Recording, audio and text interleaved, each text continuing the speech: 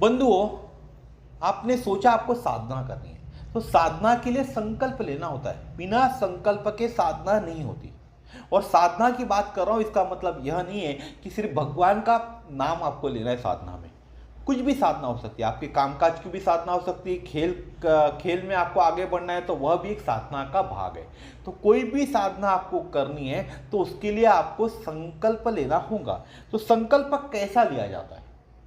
संकल्प कैसा लिया जाता है? तो अरे भाई लोग, साधना कैसे होती है? संकल्प से होती है। साधना सुविधा से नहीं होती, क्योंकि संकल्प से सोई हुई शक्तियां जागती है।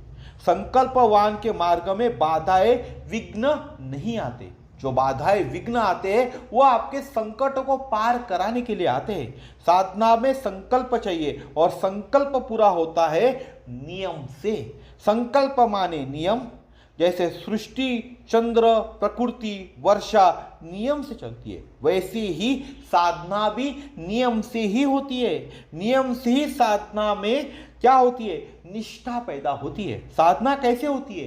साधना नियम से होती है। नियम से ही साधना में निष्ठा पैदा होती है। निष्ठा से ही साधना में रुचि बनती है। रुचि से आसक्ति बनती है, और आसक्ति से भाव बनते हैं। रुचि से आसक्ति बनती है, और आसक्ति से भाव बनते हैं, और भाव ही परमात्मा से जोड़ता है।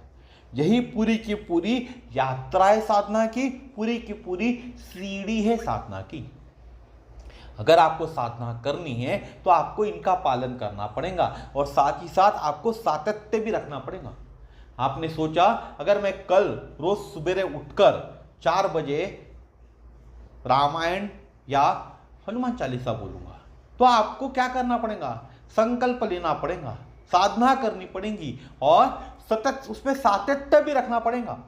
एक दिन की गैप आपने दी तो दोबारा जहां पहले चालू किए थे, जिस दिन से पहली बार शुरू किए थे, वहीं से फिर से चालू करना पड़ेगा। साधना में खंड नहीं चाहिए।